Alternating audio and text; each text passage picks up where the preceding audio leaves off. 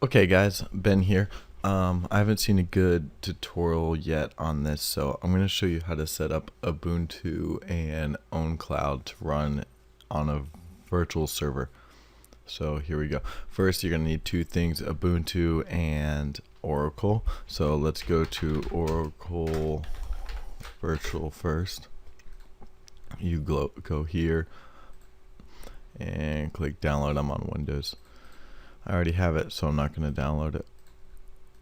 Alright, now let's go to Ubuntu. I have a 64-bit processor, so I'm going to be running a 64-bit Ubuntu. So we're going to go with 12.04, and I have 64-bit, so click download. If you'd like to donate, you can. If not, you can scroll down to the bottom and just download. I already have it, so I'm going to cancel.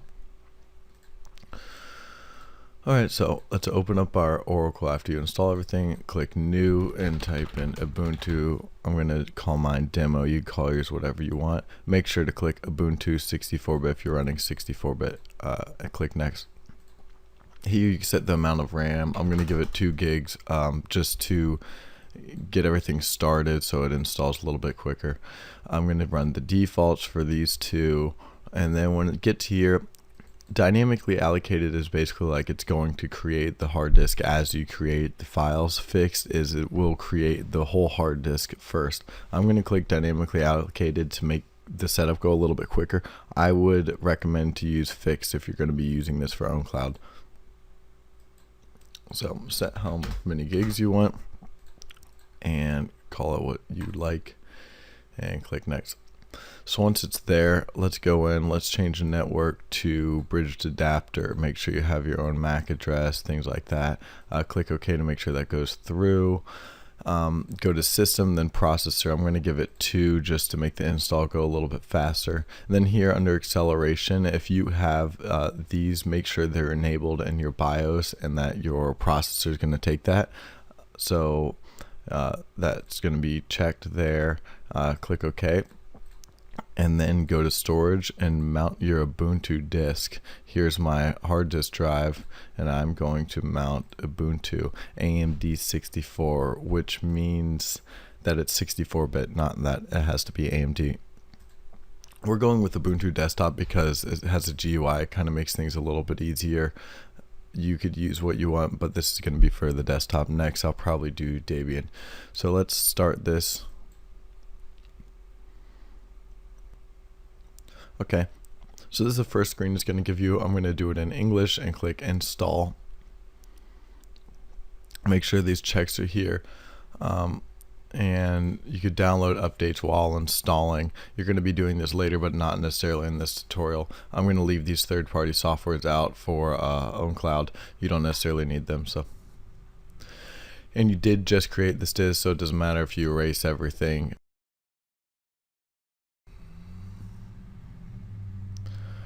And here's our hard drive that we're going to be installing on that we created earlier, and click install now. Then to select your time, it's going to ask you which time zone you want. And then your keyboard, you could detect keyboard. I don't because I know mine is English US, but if you would like, you can. And then set up your username. I'm going to set up mine as demo just for this tutorial. Everything will be demo. Don't get confused when I put in the passwords a little bit later with SQL.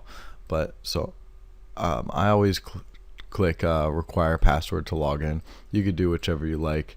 I just do this. So next. Alright, so my install is complete. I'm going to click restart now.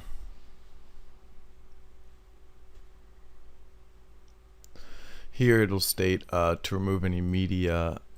It should have automatically removed the media. You could check here. Mine's not there, so I'm going to click enter to continue. So mine is booted up. We're going to go through a few things first to set up the virtual box in Ubuntu. So first thing we're going to do, we're going to run what is called the guest edition. It kind of just helps this virtual box run a little bit better on our Oracle. So click run and put in your password. Mine are all demo here.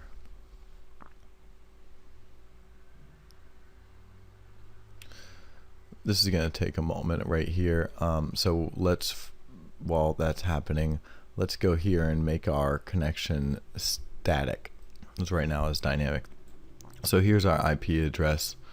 We want to keep that IP address so when we're trying to log on later, we can, we're able to. I'm wired in the setup I have here, so I'm going to go to edit, IPv4, manual, add, and then add the IP address.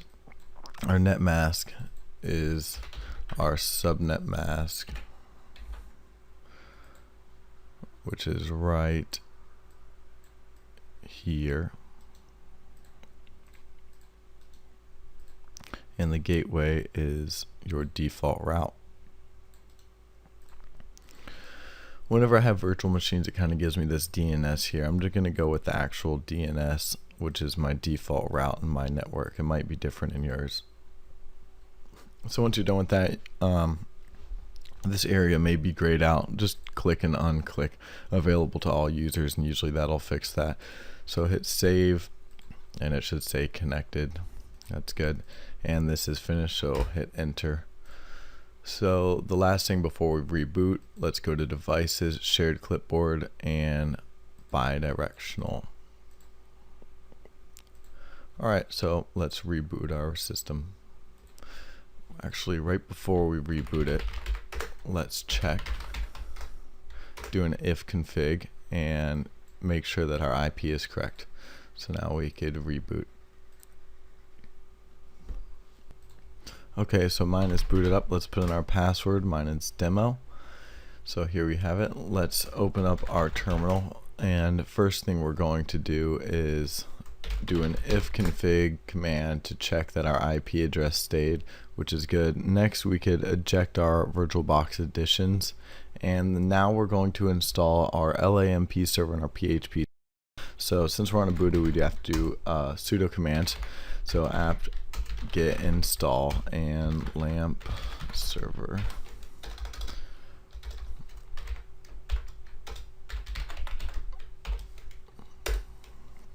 Put in your password.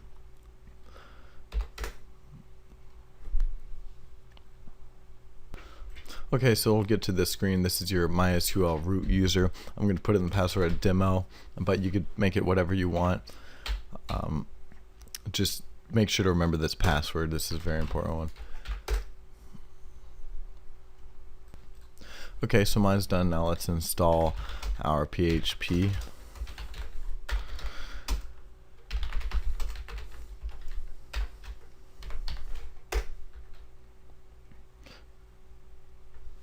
Alright, so that's done.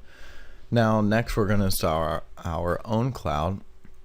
So let's go to OwnCloud.org and then go to host OwnCloud yourself. Linux packages next.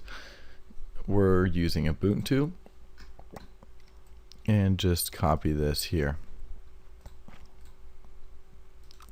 and paste it.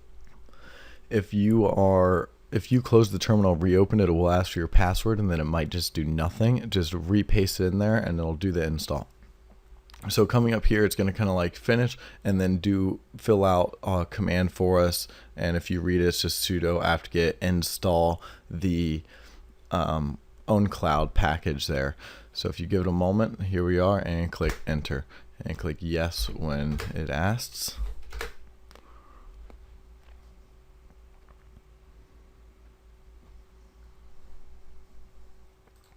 Okay, so mine is done. That's pretty much it. Now we're just going to set it up on our Windows. Make sure you have your IP address. Let's copy that and go to our Windows, paste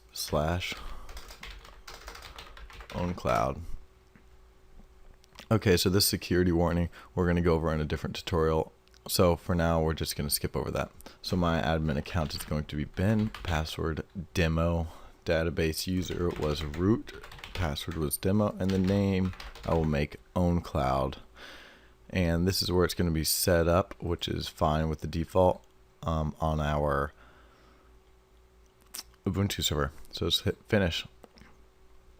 So once we're in it and we know it's kind of working, let's go and download our desktop app. So let's go here and download our desktop app. I already have it, so I'm just going to go to my downloads and click run. And I run the defaults. You can choose what you like. I'm just going to run the defaults. Completed, and run OwnCloud.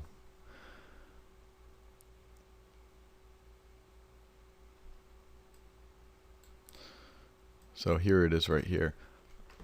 So your address is your server/OwnCloud, which is the directory, and make sure to do HTTP. And next, the username I set was Ben and Demo, and this is the local folder it's going to create for me, which is fine. So connect and open the local folder. So let's see if it's syncing up. So here we have our OwnCloud,